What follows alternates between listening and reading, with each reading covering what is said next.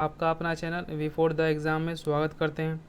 दोस्तों, आज आपके लिए हम एक बहुत ही महत्वपूर्ण वीडियो लेकर आए हैं, जो कि हमारा यह एग्जाम्पलर एनसीईआरटी बेस्ड जो बुक है, जो कि ग्रुप डी से आप देख रहे हैं कि इसी से अधिकांश क्वेश्चन पूछे जा रहे हैं। साइंस के रिलेटेड जो क्वेश्चन बन रहे हैं, हर एक शिफ्ट में आपको इसे 3 से 4 क्वेश्चन देखने को मिल रहे हैं। तो यह बुक आपके लिए बहुत ही इंपॉर्टेंट है। दोस्तों, आज हम इसका सेकेंड पार्ट का वीडियो करने वाले हैं। हमने फर्स्ट पार्ट बना रखा है, यदि आपने उसे नहीं देखा है तो उसे ज़रूर जाके देखिएगा। साथ ही दोस्तों, 10th का जो एग्जाम्पलर का जो जितना भी ऑब्जेक्टिव था, उसका हमने एक मास्टर वीडियो बना रखा है। चैप्टर नंबर 1 से लेकर चैप्टर नंबर 15 तक जितने भी उसमें क्वेश्चन ऑब्जेक्टिव एग्जाम्पलर के 10th के साइंस का जो क्वेश्चन था, उसका भी हमने मास्टर वीडियो बना रखा है। यदि उसे आपने नहीं देखा है तो उसे जाके ज़रूर देखिएगा, हमने उसका प्लेलिस्ट भी बना रखा है। तो चलिए दोस्तों, चलते हैं 9th का सेकेंड पार्ट में पहला क्वेश्चन की तरफ चलते हैं। 15 का खाद्य संसाधनों में सुधार से पढ़ने वाले हैं। दोस्तों, हम लास्ट से इसलिए पढ़ने वाले हैं क्योंकि लास्ट में 3 से 4 टॉपिक ऐसे दिए गए जो कि आप देख रहे हैं कि रेगुलर उससे क्वेश्चन बन रहे हैं। इसलिए सबसे पहले हम लास्ट को पढ़ेंगे और साथ ही ऐसे ही हम जितना भी चैप्टर मेरा बचा हुआ है 6 से लेकर 15 तक, हम सारे को एक ही वीडियो में कवर करने वाले थे। दोस्तों, इस वीडियो को लास्ट तक जरूर बने रहिएगा। तो चलिए दोस्तों, देखते हैं पहला क्वेश्चन। मेरा पहला क्वेश्चन क्या होने वाला है। तो पहला क्वेश्चन यह है मेरा कि निम्नलिखित में से किस पौधे से तेल प्राप्त होता है। तो किस पौधे से आपको तेल प्राप्त होता है, तो ऑप्शन नंबर बी हो जाएगा, यानी कि सूर्यमुखी हो जाएगा। चलिए नेक्स्ट क्वेश्चन देखते हैं। मेरा अगला क्वेश्चन है कि निम्नलिखित में से कौन सा कार्बोहाइड्रेट का स्रोत नहीं है। तो कौन सा कार्बोहाइड्रेट का स्रोत नहीं होगा, तो आपको चना हो जाएगा। कौन सा, तो वह चना हो जाएगा जो कार्बोहाइड्रेट का स्रोत नहीं है। चलिए दोस्तों, नेक्स्ट क्वेश्चन देखते हैं। मेरा अगला क्वेश्चन होने वाला है कि निम्नलिखित में से गलत कथन को चुनिए। इसमें गलत कथन को चुन के आपको बताना है कि कौन सा गलत हो जाएगा। चलिए देख लेते हैं। श्वेत क्रांति का अर्थ क्या है, तो दूध उत्पादन में बढ़ाना। तो यह तो सही दिया गया है कि श्वेत क्रांति का अर्थ ही था, जो श्वेत क्रांति चलाई गई थी वो इसलिए चलाई गई थी कि ताकि दूध के उत्पादन में वृद्धि हो सके। चलिए नेक्स्ट क्वेश्चन देखते हैं। नीली क्रांति का अर्थ क्या है, तो नीली क्रांति का अर्थ है मत्स्य उत्पादन में बढ़ोतरी से। तो यह भी आपको सही हो जाएगा। और पर्यावरण गुणवत्ता के साथ समझौते किए बिना बिना खाद्य उत्पादन में क्या है, तो किए बिना खाद्य उत्पादन में वृद्धि संधारणीय कृषि कहलाती है। तो यह भी क्या है, तो यह भी आपको सही दिया गया है। तो यानी कि ऑप्शन नंबर क्या हो जाएगा, तो इसका ऑप्शन नंबर डी हो जाएगा, यानी कि इनमें से कोई नहीं हो जाएगा। तो ये भी सही है, ये भी सही है, ये भी सही है।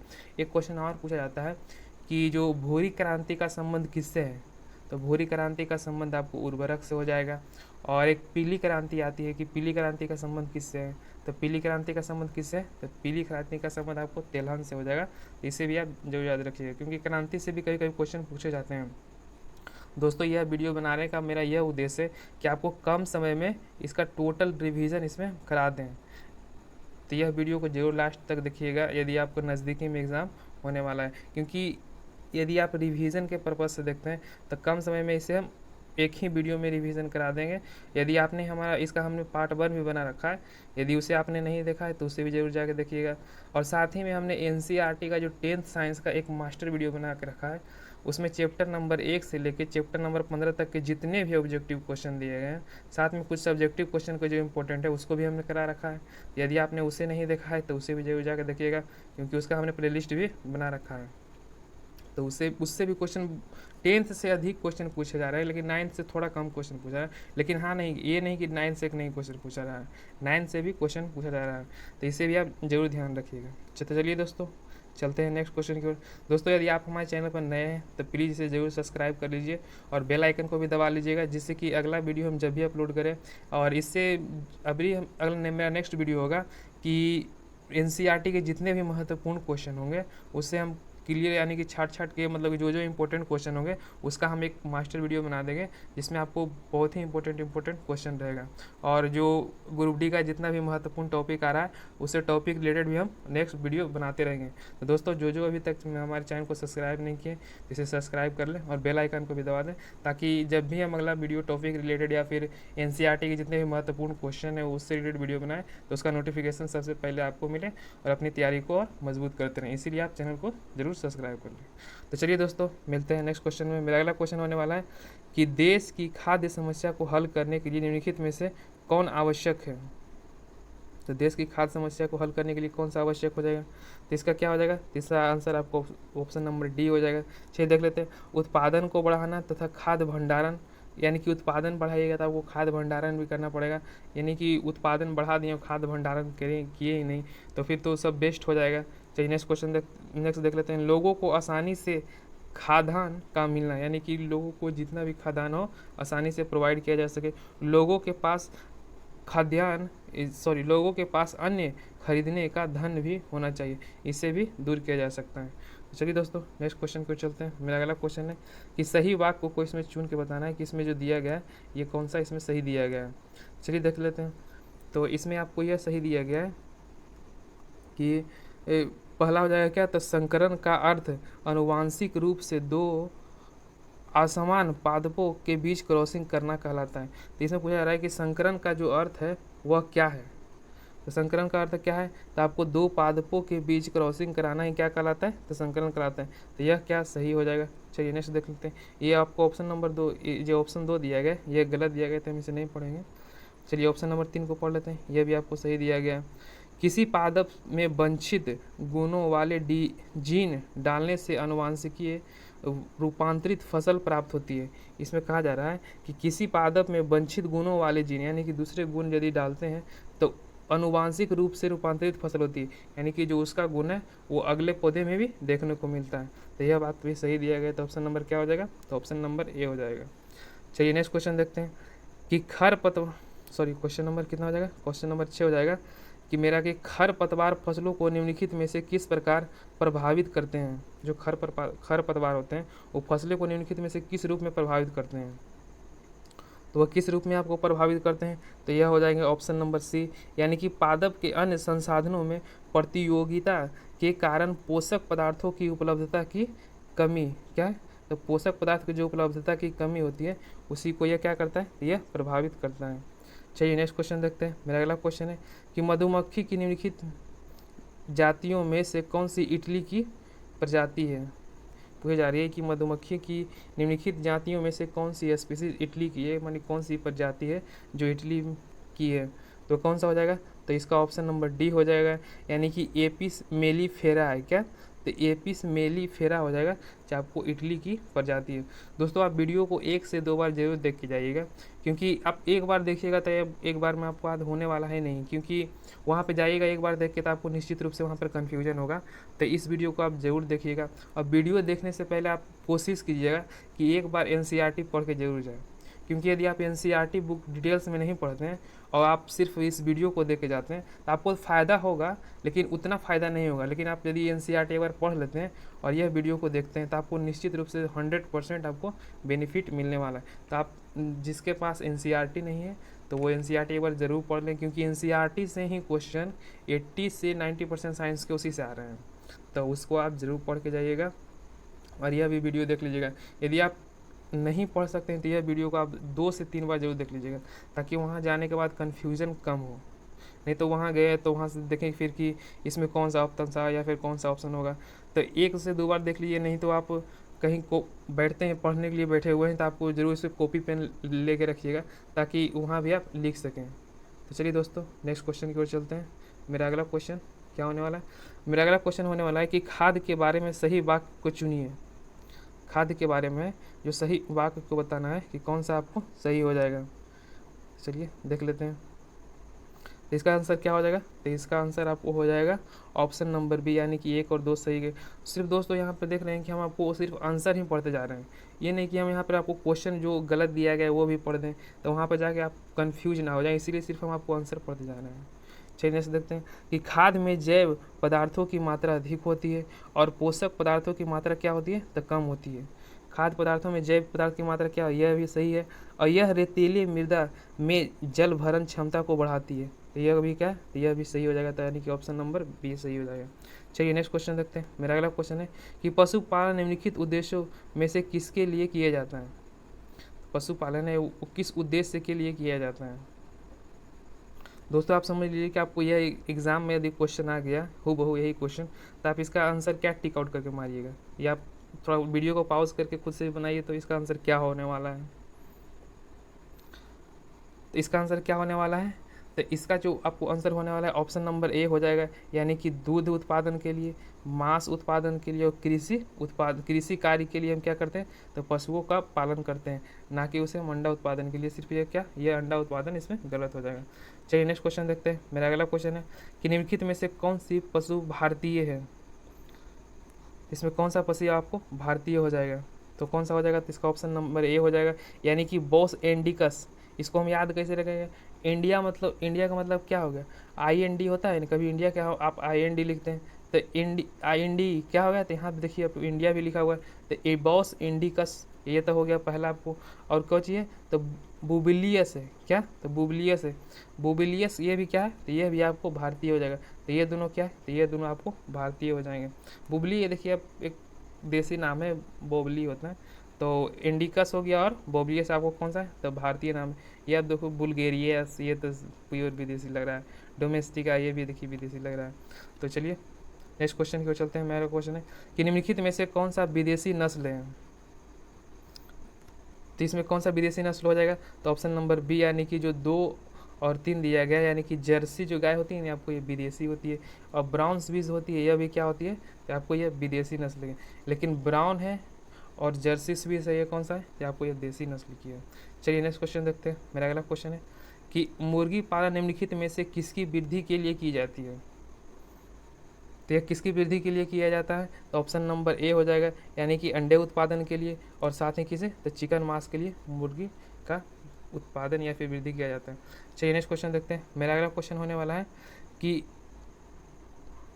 कुक्कुट मुर्गियों निम्नलिखित रोगजनकों में से किसकी प्रति सुग्राह है। जो कुक्कुट मुर्गियाँ होती है वो रोगजनकों में किसकी प्रति सुग्राही होती है, तो किसकी प्रति सुग्राही होती है, तो ऑप्शन नंबर डी, यानी कि सभी के प्रति, यानी कि उसे विषाणु से भी रोग हो सकता है, जीवाणु से भी हो सकता है और कवक से भी उसमें हो सकता है। चलिए नेक्स्ट क्वेश्चन देखते हैं। निम्नलिखित में से कौन सी मछली जल की सतह से भोजन से प्राप्त करती है, तो कौन सा हो जाएगा, तो आपको कटला हो जाएगा। कौन सा, तो आपको कटला हो जाएगा, जिसको आप लोग देसी भाषा में कतला कहते हैं ना, वही कटला यहाँ पर है। चलिए नेक्स्ट क्वेश्चन देखते हैं। मेरा अगला क्वेश्चन है कि पशुपालन में निम्नलिखित में से किसका वैज्ञानिक प्रावधान किया जाता है, तो किसका वैज्ञानिक प्रावधान किया जाता है, तो ऑप्शन नंबर डी हो जाएगा, यानी कि कौन सा हो जाएगा, तो पशु प्रजनन का वैज्ञानिक प्रदान किया जा सकता है, और पशुवर्धन का किया जा सकता है, और पशुपालन के और पोषक के लिए वैज्ञानिक प्रावधान, यानी कि उसे बेहतर बनाने के लिए किया जा सकता है वैज्ञानिक तरीके से। चलिए नेक्स्ट क्वेश्चन देखते हैं कि निम्नलिखित पोषकों में से कौन सा पोषक उर्वरकों में उपलब्ध नहीं होता है। आपको बताना है कि वह कौन सा पोषक है जो उर्वरकों में उपलब्ध नहीं होता है। तो उर्वरक में पाए क्या क्या जाते हैं, तो आपको फॉस्फोरस पाया जाता है, और पोटेशियम पाया जाता है, और नाइट्रोजन पाया जाता है, आयरन उसमें नहीं पाया जाता है। तो यह क्या, आयरन आपको ऑप्शन नंबर सी सही हो जाएगा। चलिए नेक्स्ट क्वेश्चन देखते हैं कि अन्य भंडारण के नियंत्रण और रोकथाम के लिए निम्नलिखित में से कौन सा उपाय किया जाता है। जो अन्य होता है उसके भंडारण के लिए तो कौन सा उपाय उसमें किया जाता है, यही आपको बताना है। तो उसमें कौन सा हो जाएगा, तो ऑप्शन नंबर डी, यानी कि इसमें सभी उपाय किए जाते हैं। भंडारण कक्ष की भली भांति स्वच्छता रखी जाती है, जो जिसमें आपको रखते हैं, कुछ भी भंडारण करते हैं तो उसके सबसे पहले आप स्वच्छता रखिएगा। साथ ही उसमें उत्पादन की अच्छी तरह सुखाना, यानी कि उसमें सूखे होना चाहिए, और घूमन क्या, तो आपको उसमें घूमन भी होना चाहिए। तो ऑप्शन नंबर इसका क्या हो जाएगा, तो ऑप्शन नंबर डी हो जाएगा। तो चलिए दोस्तों चलते हैं नेक्स्ट चैप्टर की ओर। मेरा नेक्स्ट चैप्टर है 14 नंबर हो जाएगा। इसमें आपको पढ़ना है प्राकृतिक संपदा, क्या, तो प्राकृतिक संपदा इसमें आपको पढ़ना है। तो चलिए देखते हैं पहला क्वेश्चन। मेरा पहला क्वेश्चन ये होने वाला है कि पृथ्वी का वायुमंडलीय जीन विकिरणों द्वारा गर्म होता है, वो मुख्यतः आपको पूछा जा रहा है कि वायुमंडलीय जीन है जो मुख्यतः किस प्रकार से वह गर्म होती है, यही आपको बताना है। तो वो किस प्रकार से आपको गर्म देखने को मिलती है, तो इसका क्या हो जाएगा, तो आपको ऑप्शन नंबर डी हो जाएगा, यानी कि जल तथा जल के विकिरण के कारण जितने भी होती है क्या, तो प्रकाश मंडल वह गर्म हो जाती है। चलिए नेक्स्ट क्वेश्चन देखते हैं। मेरा अगला क्वेश्चन है कि यदि पृथ्वी के चारों ओर वायुमंडल नहीं हो तो पृथ्वी का तापक्रम क्या होगा। यह भी क्वेश्चन बहुत अधिक बार पूछा जा चुका है, इसे भी आप जरूर याद रखिएगा कि यदि पृथ्वी के चारों ओर वायुमंडल नहीं हो तो पृथ्वी का तापक्रम क्या होगा, तो वह क्या होगा, तो इसका क्या हो जाएगा, तो इसका ऑप्शन नंबर आपको सी हो जाएगा, दिन के समय बढ़ता तथा रात के समय क्या हो जाएगा, तो यह घट जाएगा। क्योंकि दिन में आपको सूर्य की जो रोशनी आएगी तो उससे ताप बढ़ जाएगा, लेकिन दिन के यदि रात को सूर्य की रोशनी नहीं आएगी तो उससे ताप क्या हो जाएगा, तो उससे ताप घट जाएगा। चलिए नेक्स्ट क्वेश्चन देखते हैं। मेरा अगला क्वेश्चन होने वाला है कि यदि पर्यावरण में उपस्थित सभी ऑक्सीजन ओजोन में परिवर्तित हो जाए तो क्या होगा। एक कह रहा है कि यदि पर्यावरण में जितने भी ऑक्सीजन उपस्थित है सभी ओजोन में परिवर्तित हो जाएगा तो वह क्या हो जाएगा। तो क्या हो जाएगा, तो ऑप्शन नंबर बी, यानी कि यह विषाक्त हो जाएगी और जीवों को नष्ट कर देगा। यानी कि जितने भी ऑक्सीजन ही खत्म हो जाएगा तो क्या हो जाएगा, जितने भी सांस लेते हैं, जो ऑक्सीजन से सांस लेते हैं, आपको सभी जितने भी जीव है सब क्या हो जाएगा, सभी नष्ट हो जाएंगे और साथ ही क्या हो जाएंगे, जितने भी है सब विषाक्त हो जाएंगे।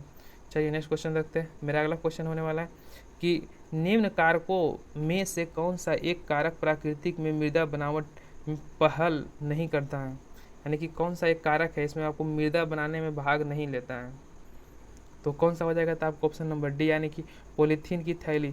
और पवन भी आपको मृदा बनाने में भाग लेती है, यह भी आप याद रखिएगा, पवन भी मृदा बनाने में भाग लेती है, जल भी मृदा बनाने में भाग लेती है और सूर्य भी आपको मृदा बनाने में भाग लेती है। लेकिन पॉलीथीन की थैली, आपको पॉलीथीन थैली क्या करेगा, यह मृदा बनाने में भाग नहीं लेती है। चलिए नेक्स्ट क्वेश्चन देखते हैं। मेरा अगला क्वेश्चन है कि वायुमंडल में मिलने वाली ऑक्सीजन के दो रूप कौन कौन से हैं, तो वह कौन कौन से हो जाएंगे, तो ऑप्शन नंबर सी यानी कि ओजोन और ऑक्सीजन है जो वायुमंडल में आपके ऑक्सीजन के दो प्रारूप हो जाएंगे। चलिए दोस्तों नेक्स्ट क्वेश्चन देखते हैं। मेरा अगला क्वेश्चन है कि जीवाणु द्वारा नाइट्रोजन स्थानीकरण की क्रिया निम्नलिखित में से किस उपस्थिति में नहीं होती है।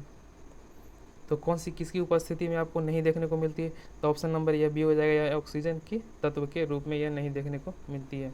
चलिए नेक्स्ट क्वेश्चन देखते हैं। मेरा अगला क्वेश्चन है कि वर्षा प्रतिमान किस पर निर्भर करता है, तो वो वर्षा प्रतिमान हो जाएगा, यह किस पर निर्भर करेगा, तो यह ऑप्शन नंबर बी हो जाएगा, यानी किसी क्षेत्र में जलाशय की संख्या पर। किसी क्षेत्र में जलाशयों की जो संख्या होती है उसी पर वर्षा प्रतिमान का मान निर्भर करता है। तो यह क्वेश्चन आपके लिए इंपॉर्टेंट हो जाता है, तो इसे आप जरूर याद रखिएगा। चलिए नेक्स्ट क्वेश्चन देखते हैं। मेरा अगला क्वेश्चन है कि उर्वरक और पीड़कनाशी की अधिक मात्रा के उपयोग की सलाह नहीं दी जाती है, क्यों। जो उर्वरक होते हैं और पीड़कनाशी जो जितने भी दवाएं होते हैं उसको अधिक मात्रा में उपयोग करने के लिए नहीं कहा जाता है, वो क्यों नहीं कहा जाता है, तो क्यों नहीं कहा जाता है, क्योंकि वे क्या होता है, तो वह परहितैषी होते हैं। क्या, तो आपको परहितैषी होते हैं, यानी कि वह दूसरे को, अपने तो खुद उभर जाते हैं लेकिन दूसरों को ये क्या करते हैं, तो यह नष्ट कर देते हैं, उसे हम क्या कहते हैं, उसे हम परहितैषी कहते हैं। चलिए नेक्स्ट क्वेश्चन देखते हैं। मेरा अगला क्वेश्चन है कि वायु में उपस्थित नाइट्रोजन के अणु निम्नलिखित के कारण नाइट्रेट या नाइट्राइट में परिवर्तित हो जाता है। यानी किसकी उपस्थिति के कारण जो वायु में नाइट्रोजन के अणु निम्नलिखित में से किसके कारण नाइट्रेट में परिवर्तित हो जाता है, तो किसके कारण नाइट्रेट में परिवर्तित हो जाता है, तो ऑप्शन नंबर ए यानी कि मृदा में पाए जाने वाले नाइट्रोजन स्थानीकरण जीवाणु और जैविक प्रक्रिया के द्वारा, जीवाणु और जैविक प्रक्रिया के द्वारा जो वायु में उपस्थित नाइट्रेट के अणु नाइट्राइट या नाइट्राइट में परिवर्तित हो जाते हैं। चलिए नेक्स्ट क्वेश्चन देखते हैं। मेरा अगला क्वेश्चन है कि प्राकृतिक में चल रहे जल चक्र में निम्नलिखित में से कौन सी एक क्रिया शामिल नहीं है, तो कौन सी एक क्रिया शामिल नहीं हो जाएगा, तो ऑप्शन नंबर डी यानी कि प्रकाश संश्लेषण की जो क्रिया है यह शामिल नहीं है, लेकिन बाष्पोत्सर्जन और अवक्षेपण क्या है, तो आपको यह प्राकृतिक क्रिया जो जल चक्र से चल रही है। आपको प्रकाश संश्लेषण बिना जल के भी हो सकता है, इसलिए यहाँ पे क्या दे रहा है, जल से चल रहे चक्र।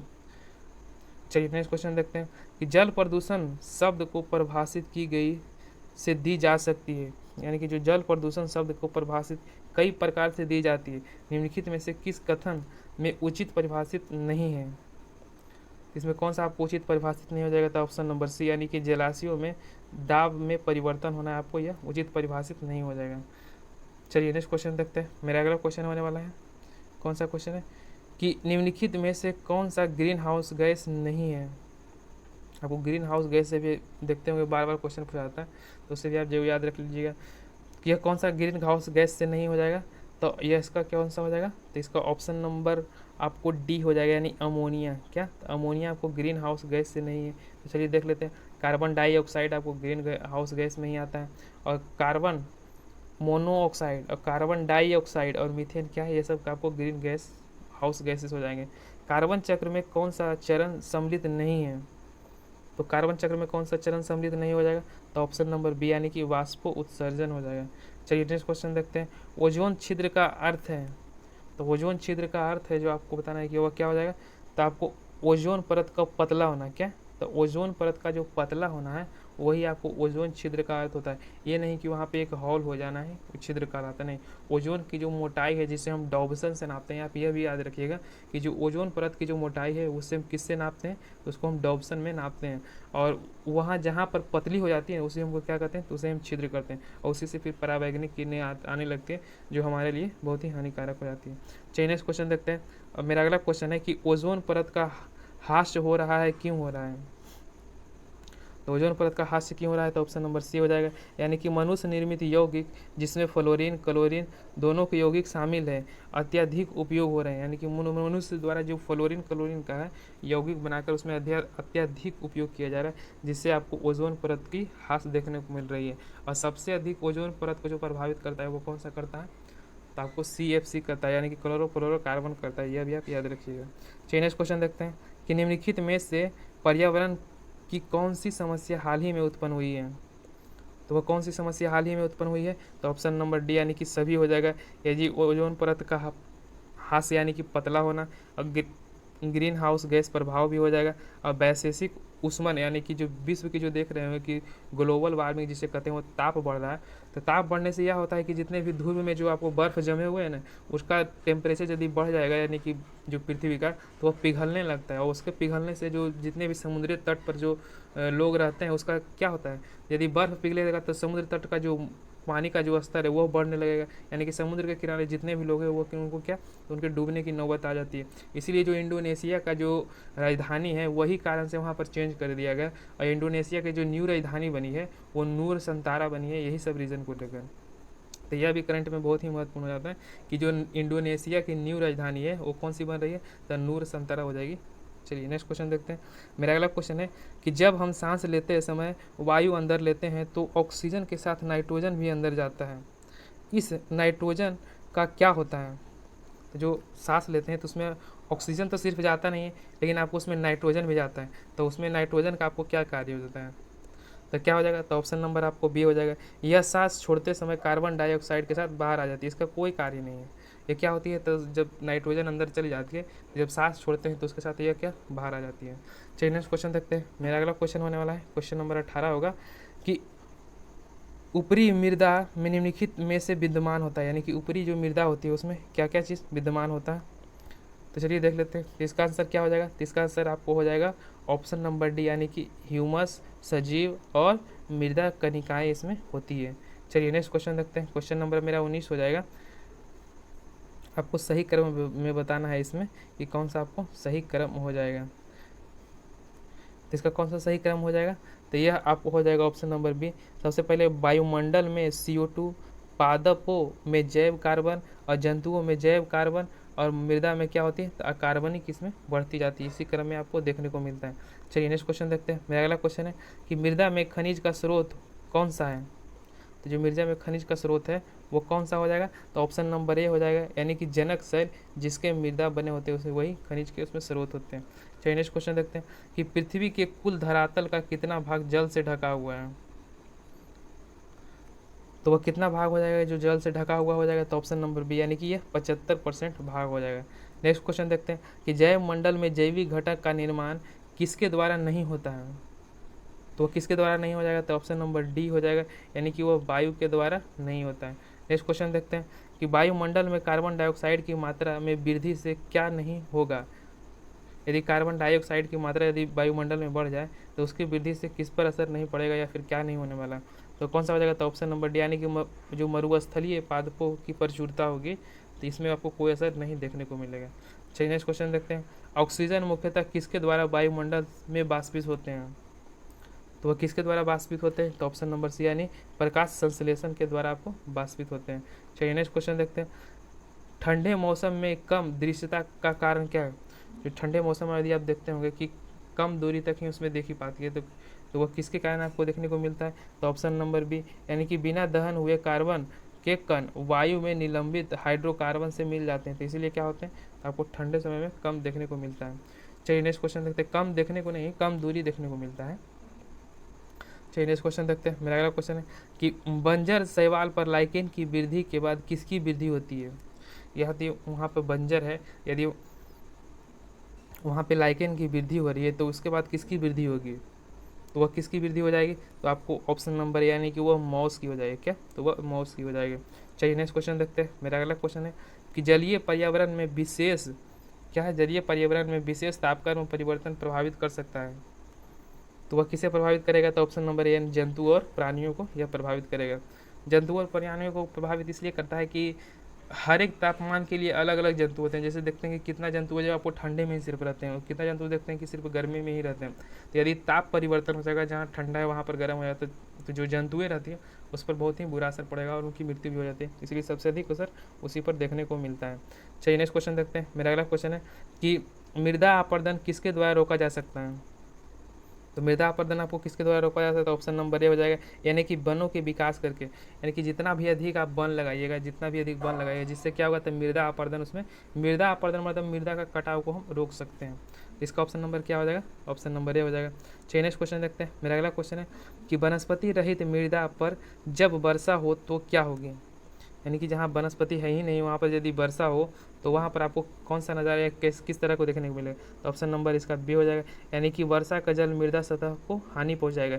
वहाँ पर वन ही रहेगा नहीं, तो जितने भी मिट्टी होगी क्या सबको यह दहा ले जाएगी, वहाँ पर अधिक मृदा अपरदन देखने को मिलेगा। इसलिए कहा था कि यदि अधिक पेड़ लगाएगा तो वहाँ पर मृदा अपरदन क्या होगा? तो वहाँ कम होगा, कितनी वर्षा हो कोई फर्क पड़ने वाला नहीं।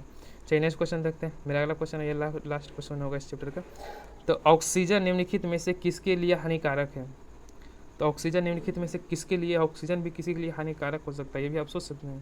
तो वो किसके लिए हो जाएगा? तो ऑप्शन नंबर बी, यानी कि नाइट्रोजन स्थिरीकरण के जीवाणु जितने भी है उसके लिए ऑक्सीजन ये हानिकारक हो जाता है। तो चलिए दोस्तों चलते हैं हम नेक्स्ट चैप्टर की ओर। मेरा अगला चैप्टर ये होने वाला है चैप्टर नंबर 13 का देखने वाले हैं कि हम बीमार क्यों होते हैं। ये आपको बायोलॉजी से रिलेटेड चैप्टर है, तो यह भी आपके लिए बहुत ही इंपॉर्टेंट हो जाता है। तो चलिए दोस्तों देखते हैं मेरा पहला क्वेश्चन कितना था चैप्टर नंबर 13 का। पहला क्वेश्चन क्या होने वाला है? निम्नलिखित में से कौन सा विषाणु रोग नहीं है? तो आपको यह बताना है कि इसमें से कौन सा हो जाएगा जब आपको विषाणु रोग नहीं है। तो कौन सा हो जाएगा? तो आपको टाइफाइड हो जाएगा। क्या? तो टाइफाइड रोग है जो आपको विषाणु से नहीं, यह आपको जीवाणु से देखने को मिलता है। दोस्तों हमारा यह वीडियो बनाने का मुख्य उद्देश्य यह है कि आपको कम समय में जितना मैक्सिमम रिवीजन हो सकता है हम आपको कराते चलें। दोस्तों यदि आप यह वीडियो को देख रहे हैं तो हम आपसे रिक्वेस्ट करेंगे कि आपने जो भी NCERT बुक डिटेल्स में नहीं पढ़े तो उसे आप ज़रूर देख के जाइएगा, क्योंकि यदि आप NCERT डिटेल्स में नहीं पढ़ के जाते हैं तो इससे आपको प्रॉफिट मिलेगा। ऐसा बात नहीं है कि प्रॉफिट नहीं मिलेगा, लेकिन इसमें कम प्रॉफिट देखने को मिलेगा। आपको 100% इससे क्वेश्चन याद करके जाने पड़ेगा। यदि आप डिटेल्स में पढ़ लेते हैं तो आपको समझ में आएगा कि क्वेश्चन आपको क्या कर रहा है। यदि आपके पास समय है तो आप डिटेल्स ज़रूर पढ़ के जाइएगा। यदि आपके पास समय नहीं है, यदि आपको नज़दीकी में एग्जाम होने वाला है, यदि आपको क्विक रिवीजन मतलब कम समय में रिवीजन करना है, तो यह वीडियो आपके लिए बहुत ही महत्वपूर्ण हो जाता है। इसलिए हम आपको यह प्रोवाइड किए हुए हैं कि आपको कम समय में अधिक रिवीजन हो और अधिक से अधिक। यह वीडियो को आप 1 से 2 बार जरूर देख के जाइएगा, नहीं तो वरना आप एक बार देख के जाइएगा तो आपको निश्चित रूप से वहाँ पर कन्फ्यूजन होने वाला है। तो 1 से 2 बार जरूर देख के जाइएगा। और यदि आपके पास समय है तो आप NCERT बुक को जरूर पढ़ के जाइएगा, क्योंकि NCERT बुक से बहुत ही अधिक क्वेश्चन पूछे जा रहे हैं। NCERT बुक जिनके पास नहीं हो वो ले लीजिएगा। जब इतना पढ़ ही रहे तो एक बुक लेने से और क्या हो जाएगा। चलिए दोस्तों चलते हैं हम नेक्स्ट क्वेश्चन। दोस्तों यदि आपने हमारे चैनल को अभी तक सब्सक्राइब नहीं किया है तो इसे जरूर सब्सक्राइब कर लीजिए और बेल आइकन को भी दबा दिए। दोस्तों हमारा नेक्स्ट टॉपिक हम लोग जो NCERT के जितने भी महत्वपूर्ण क्वेश्चन इसमें दिए गए, जिस टॉपिक से क्वेश्चन पूछे जा रहे हैं उससे रिलेटेड भी हम आपको एक वीडियो लाएंगे। जितना भी आपको इसमें महत्वपूर्ण जो NCERT के क्वेश्चन होंगे सारे एक ही वीडियो में हम उसको कवर करने वाले हैं। तो दोस्तों जो अभी तक चैनल को हमें सब्सक्राइब नहीं किया तो इसे सब्सक्राइब कर दिए। और टॉपिक रिलेटेड भी जैसे जो टॉपिक से महत्वपूर्ण टॉपिक से जितने भी क्वेश्चन बन रहे हैं उस टॉपिक को भी हम नेक्स्ट वीडियो में कवर करने वाले हैं। तो दोस्तों अभी तक जो सब्सक्राइब नहीं किए उसे जरूर सब्सक्राइब कर लीजिए। यदि आपको अच्छा लग रहा हो तो वीडियो को जरूर लाइक भी कर दे और दोस्तों तक भी इसे शेयर करना ना भूलें। तो चलिए दोस्तों चलते हैं हम नेक्स्ट क्वेश्चन की ओर। मेरा अगला क्वेश्चन क्या होने वाला है कि निम्नलिखित में से कौन सा जीवाणु रोग नहीं है। ये कौन सा जीवाणु रोग नहीं हो जाएगा? तो आपको ऑप्शन नंबर डी, यानी कि इन्फ्लुएंजा है जो आपको जीवाणु रोग नहीं है, तो आपको कौन सा? आपको विषाणु जनित रोग हो जाएगा। चलिए नेक्स्ट क्वेश्चन देखते हैं। कौन सा रोग मच्छर से संचरित नहीं होती है, यानी कि कौन सा रोग है जो आपको मच्छर काटने से नहीं फैलती है? तो कौन सा हो जाएगा? तो ऑप्शन नंबर सी, यानी कि टाइफाइड हो जाएगा। कौन सा? यह टाइफाइड। लेकिन मच्छर काटने से मस्तिष्क ज्वार होता है और क्या होता है? तो आपको यह हो जाता है क्या? तो मलेरिया होता है और डेंगू होता है। चलिए नेक्स्ट क्वेश्चन देखते हैं। मेरा अगला क्वेश्चन है कि निम्नलिखित में से कौन सा रोग जीवाणु द्वारा होता है? जीवाणु द्वारा होने वाले ये कौन से रोग हो जाएंगे? तो ऑप्शन नंबर डी, यानी कि यह मलेरिया हो जाएगा, जीवाणुओं द्वारा होता है। चलिए नेक्स्ट क्वेश्चन देखते हैं कि निम्नलिखित में से कौन सा रोग प्रोटोजोआ प्राणियों द्वारा होता है? तो प्रोटोजोआ के द्वारा आपको कौन सा होता है, तो आपको मलेरिया होता है। कौन सा, तो मलेरिया प्रोटोजोआ के द्वारा ही होता है। चलिए नेक्स्ट क्वेश्चन देखते हैं। मेरा अगला क्वेश्चन है कि मेरा अगला क्वेश्चन 6 नंबर में होने वाला है कि निम्नलिखित में से कौन सा व्यक्ति के स्वास्थ्य पर दीर्घकालीन प्रभाव डालता है, यानी कि इसमें से कौन सा है जो यदि आपको हो जाता है तो स्वास्थ्य पर आपको दीर्घकालीन से प्रभावित हो जाएगा। तो तंबाकू का चबाना, क्या जो तंबाकू का चबाना है आपको शरीर पर क्या करता है, तो आपको दीर्घकालीन प्रभाव इसमें होता है। यदि आपको खांसी और बुखार हो जाएगा तो वो भी जल्दी ठीक हो जाएगा। चिकन पॉक्स भी आपको कितना 1 हफ्ता रहता है, वो भी आपको ठीक हो जाएगा। तनाव भी कुछ समय के लिए होता है, लेकिन यदि आप तंबाकू चबाते हैं तो ये आपको लॉन्ग टर्म के लिए जितने भी जो गलफड़े इसमें होते हैं बहुत सारी चीज़ को ये प्रभावित करता है। चलिए नेक्स्ट क्वेश्चन देखते हैं। अगला क्वेश्चन है कि निम्नलिखित में से कौन सा संक्रमित व्यक्ति आपके संपर्क में आने से, इसको पढ़ देते हैं, थोड़ा इधर छूट गया, कि निम्नलिखित में से कौन सा संक्रमित व्यक्ति आपके संपर्क में आने पर आपको बीमारी कर सकता है। तो कौन सा व्यक्ति है जो आपके संपर्क में आने की जितने भी, यानी कि जो संक्रमक बीमारी होगा, यानी कि जैसे छींक हो गया, कौन सा, तो इसका ऑप्शन नंबर क्या हो जाएगा, तो छींक हो जाएगा। यदि किसी को आप यदि छींक की बीमारी है तो उसे आप यदि सटिएगा, उसे बात विचार कीजिएगा तो उससे वह बीमारी भी आप में आ जाएगी। ये सब संक्रमक बीमारी होती है। नेक्स्ट क्वेश्चन देखते हैं। निम्नलिखित में से किसके द्वारा एड्स नहीं होता है। तो एड्स है जो किसके द्वारा नहीं होता है, तो ऑप्शन नंबर बी हो जाएगा, यानी कि गले मिलने से आपको एड्स नहीं होता है, लेकिन रक्तदान से होता है, स्तनपान से होता है, और क्या, तो लैंगिक संघर्ष से आपको एड्स देखने को मिलता है। चलिए नेक्स्ट क्वेश्चन देखते हैं कि प्रति विषाणु औषधियों बनाना प्रति जीवाणु दवाइयों के बनाने की अपेक्षा अधिक कठिन क्यों होता है। तो वह क्यों होता है, तो ऑप्शन नंबर इसका सी हो जाएगा, यानी कि विषाणु वायरस यानी आपके अपने जैविक रासायनिक प्रणाली बहुत कम होती है। जो विषाणुओं की होती है वो जैविक रासायनिक जो प्रणालियाँ होती है वो बहुत ही कम देखने को मिलती है, इसलिए प्रति जैविक औषधि बनाना प्रति जीवाणु दवाइयों बनाने से अधिक कठिन होता है। नेक्स्ट क्वेश्चन देखते हैं। मेरा अगला क्वेश्चन है कि निम्नलिखित में से कौन सा रोगजनक कालाजार का कारण होता है। तो कालाजार का कारण कौन सा रोग होता है, तो किसके कारण, तो लिस्मेनिया के कारण। कौन सा, तो लिस्मेनिया के कारण आपको कालाजार देखने को मिलता है। चलिए नेक्स्ट क्वेश्चन देखते हैं। मेरा अगला क्वेश्चन होने वाला है कि यदि आप छोटे से भीड़ भाड़ वाले तथा कम हवादार घर में रहते हैं तो आपको निम्नलिखित में से कौन सा रोग होने की संभावना हो जाएगी। तो आपको कौन सा रोग हो जाएगा, तो आपको सी हो जाएगा, यानी कि वायु बहित रोग हो जाएगा। कौन सा, तो वायु बहित रोग हो जाएगा। चलिए नेक्स्ट क्वेश्चन देखते हैं। मेरा अगला क्वेश्चन है कि निम्नलिखित में से कौन सी बीमारी मच्छर द्वारा नहीं फैलती है। तो कौन सी बीमारी मच्छर द्वारा नहीं फैलेगी, तो ऑप्शन नंबर ये डी हो जाएगा, यानी कि न्यूमोनिया हो जाएगा, जो आपको मच्छर के द्वारा नहीं फैलती है। नेक्स्ट क्वेश्चन देखते हैं। मेरा अगला क्वेश्चन है कि निम्नलिखित में से कौन सा व्यक्ति के स्वास्थ्य के लिए प्रमुख नहीं है।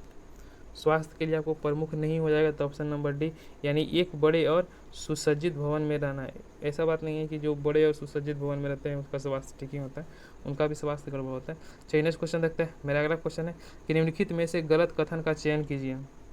इसमें से कौन सा गलत कथन हो जाएगा, तो ऑप्शन नंबर सी, यानी कि अम्लीय भोजन खाने के कारण पेप्टिक वर्ण का होना। जो अम्लीय भोजन यदि खाते हैं तो आपको उससे क्या पेप्टिक वर्ण नहीं होता, यह क्या, यह तक गलत दिया गया।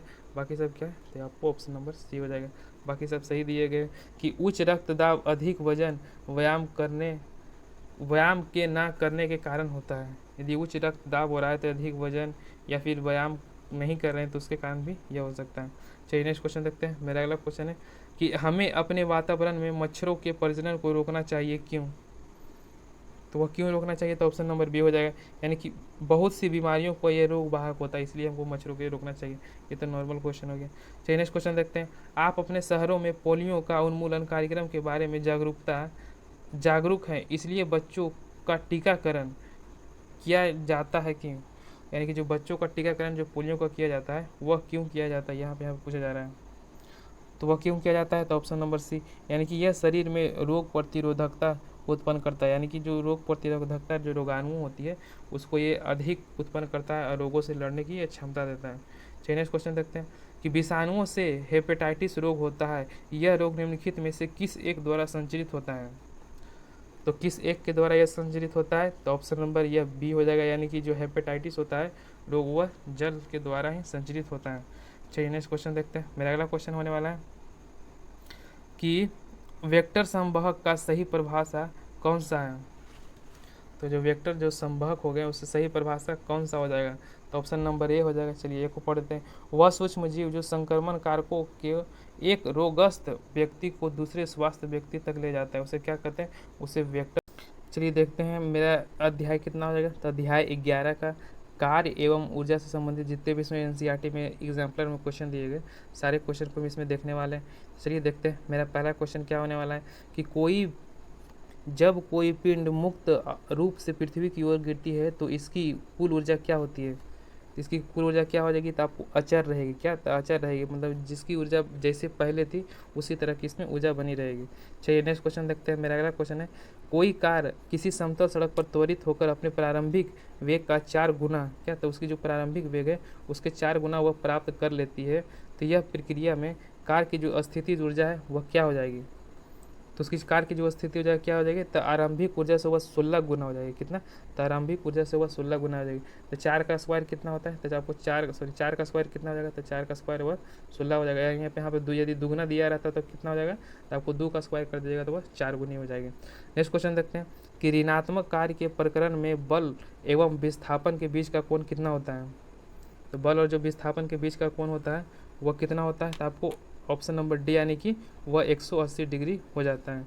चलिए नेक्स्ट क्वेश्चन देखते हैं। मेरा अगला क्वेश्चन होने वाला है कि 10 केजी द्रव्यमान के लोहे तथा 3.5 केजी द्रव्यमान के एल्युमिनियम गोले को समान व्यास दोनों गोले किसी मीनार से एक साथ, यानी कि जो 10 केजी का द्रव्यमान का गोला है और एक जो 5 केजी का 3.5 केजी का द्रव्यमान का जो एल्युमिनियम है वो दोनों गोले के व्यास समान है, दोनों का व्यास समान है, लेकिन जो द्रव्यमान क्या है दोनों का अलग अलग है।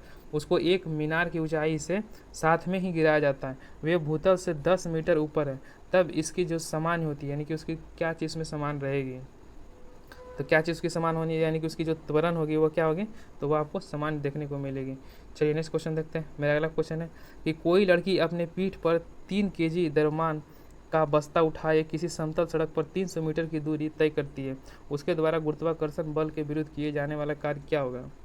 तो कितना हो जाएगा? तो ऑप्शन नंबर ए हो जाएगा, यानी कि 6 गुने 10 पर पावर 3 जूल हो जाएगा। चलिए नेक्स्ट क्वेश्चन देखते हैं। निम्नलिखित में से कौन ऊर्जा का मात्रक नहीं है? इसमें कौन सा ऊर्जा का मात्रक नहीं हो जाएगा? आपको किलोवाट हो जाएगा। क्या? तो किलोवाट आपको ऊर्जा का मात्रक नहीं हो जाएगा। चलिए नेक्स्ट क्वेश्चन देखते हैं। मेरा अगला क्वेश्चन होने वाला है कि किसी पिंड पर किया गया कार्य निम्नलिखित पर निर्भर नहीं करता है। तो वह किसी पिंड पर जो किया गया कार्य वो किस पर निर्भर नहीं करता है? तो ऑप्शन नंबर डी हो जाएगा, पिंड के आरंभिक वेग पर वह निर्भर नहीं करता है। चलिए नेक्स्ट क्वेश्चन देखते हैं। बांध में संग्रहित जल में होता है, जो बांध होता है उसमें संग्रहित जल में कौन सी ऊर्जा देखने को मिलती है? तो कौन सी हो जाएगा? तो आपको ऑप्शन नंबर डी यानी कि जो स्थिति ऊर्जा होगी उसमें वह देखने को मिलेगी। चलिए नेक्स्ट क्वेश्चन देखते हैं। मेरा अगला क्वेश्चन हो जाएगा कि एक पिंड h ऊंचाई से गिर रहा है, h/2 ऊंचाई से गिरने के पश्चात इसमें होगी, तो वह क्या हो जाएगी? यदि उसकी ऊंचाई को यदि आधा कर दिया जाए तो वह क्या हो जाएगी? तो वह ऑप्शन नंबर सी यानी कि आधी स्थिति और आधी क्या हो जाएगी? तो आपको अधिक गति ऊर्जा उसमें देखने को मिलेगी। चलिए दोस्तों चलते हैं नेक्स्ट चैप्टर की ओर। ये चैप्टर नंबर आपको 10 हो जाएगा, जिसमें आपको क्या है तो गुरुत्वाकर्षण से क्वेश्चन दिए गए हैं। तो चलिए देखते हैं कौन सा पहला क्वेश्चन दिया गया। दोस्तों पहला क्वेश्चन यह दिया है कि चंद्रमा के पृष्ठ के निकट मुक्त रूप से गिरने वाले विभिन्न द्रव्यमान के 2 पिंड क्या होंगे? यदि कह रहा है कि चंद्रमा की जो पृष्ठ है उस पर दोनों का द्रव्यमान क्या है, तो दोनों का द्रव्यमान उसमें सेम है, और दोनों को यदि एक साथ यदि गिराया जाता है तो उसमें क्या आपको देखने को मिलेगा? तो क्या चीज़ आपको देखने को मिलेगा? तो ऑप्शन नंबर ए हो जाएगा, यानी कि उसके बेग किसी भी क्षण समान होंगे, यानी कि हमेशा उसके जो बेग होंगे उसमें समानता देखने को मिलेगी। चलिए नेक्स्ट क्वेश्चन देखते हैं कि गुरुत्वीय त्वरण का मान होगा, तो गुरुत्वीय त्वरण का मान क्या होगा? तो ऑप्शन नंबर सी हो जाएगा इसका सही कि विषुवत वृत्त पर वह न्यूनतम होगा। क्या? तो विषुवत वृत्त पर न्यूनतम होगा। और ध्रुव पर क्या होता है? तो ध्रुव पर आपको अधिकतम होता है। यह भी क्वेश्चन पूछा जाता है कि जो गुरुत्वाकर्षण का मान है वो ध्रुव पर क्या होता है या फिर अधिकतम कहाँ पे होता है? तो ध्रुव पर क्या? तो ध्रुव पर अधिकतम होता है, और विषुवत रेखा पर क्या होता है? तो न्यूनतम होता है। यदि आप लेट जाइएगा तो क्या होगा? तो उसमें भी आपको कमी देखने को मिलती है गुरुत्वाकर्षण मान में। चलिए नेक्स्ट क्वेश्चन देखते हैं। मेरा अगला क्वेश्चन होने वाला है कि 2 पिंडों के बीच गुरुत्वाकर्षण बल F यदि दोनों पिंडों के दरम्यान उनके बीच की दूरी को समान रखते हुए आधे कर दिए जाए तो गुरुत्वाकर्षण बल क्या हो जाएगा? तो उसका जो क्या कर रहा है कि 2 पिंडों के बीच गुरुत्वाकर्षण बल का मान F है, यदि दोनों पिंडों के बीच जो मान लीजिए पिंड है ये पिंड है, दोनों पिंडों के बीच की दूरी को आधी रखी जाए तो गुरुत्वाकर्षण का मान क्या होगा? तो गुरुत्वाकर्षण का मान क्या आपको हो जाएगा? तो यह आपको ऑप्शन नंबर यानी कि वह क्या हो जाएगा? तो 4/4 यानी कि 1/4 4 हो जाएगा। यानी कि यदि आप आधी कीजिएगा ना तो एक फार्मूला होता है गुरुत्वाकर्षण का, आप उसे देख लीजिएगा। तो उसमें आपको दूरी क्या होता है, तो दूरी का उसमें स्क्वायर दिया जाता है, तो इसलिए कितना है, तो उसमें यदि इसको 1/2 करेंगे, यदि हम इसका स्क्वायर कर देंगे तो कितना हो जाएगा, तो आपको 1/4 यानी कि जो एफ दिया गया वो कितना हो जाएगा, तो 1/4 देखने को मिलता है। चलिए नेक्स्ट क्वेश्चन देखते हैं। मेरा अगला क्वेश्चन है कि कोई लड़की डोरी से बंधे पत्थर को किसी क्षैतिज वृत्ताकार में घुमा रहा है, यदि डोरी टूट जाए तो पत्थर क्या होगा। यदि कोई लड़की है या फिर कोई भी है, उसको ये डोरी को वो क्या करिए, तो एक डोरी को वो घुमा रही है, डोरी हो गया, ये इस तरह ये रोटेट करिए, यदि डोरी टूट जाएगा तो वह क्या हो जाएगी, तो वह इस तरह से वह भाग जाएगी, तो वह क्या देखने को मिलेगा, तो ऑप्शन नंबर इसका सी हो जाएगा। यानी कि वृत्ताकार पथ पर किसी सरल रेखीय स्पर्शिक वह अनुदिश गति करेगी, यानी कि जब टूट जाएगी तो वह क्या करेगी, तो आपको उसी ऐसे ही वह क्या है, तो वैसे ही आपको वह अनुदिश गति करते देखने को मिलेगी। चलिए नेक्स्ट क्वेश्चन देखते हैं। मेरा अगला क्वेश्चन है कि किसी पिंड की बराबरी में विभिन्न घनत्वों के 3 द्रव में रखा गया है, वह पिंड D1, D2 और D3 है। घनत्वों के द्रव्यमान के क्रमशः 1/9, 2/11 और 3/7 भाग का द्रव से बाहर रखते हुए तैरता है। घनत्वों का विषय कौन सा कथन सत्य है, तो वह कौन सा कथन सत्य हो जाएगा, तो ऑप्शन नंबर डी हो जाएगा, यानी कि D1 less than D2 less than D3 हो जाएगा।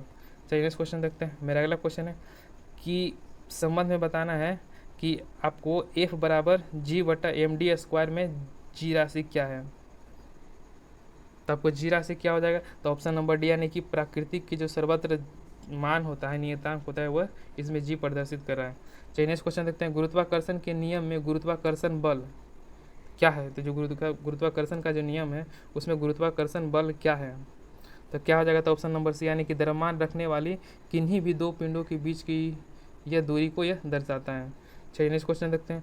गुरुत्वाकर्षण के नियम में जी का मान होता है, तो गुरुत्वाकर्षण के नियम में आपको जी का मान क्या हो जाएगा, तो ऑप्शन नंबर डी, यानी कि पृथ्वी के द्रव एवं त्रिज्या पर यह निर्भर नहीं करता है।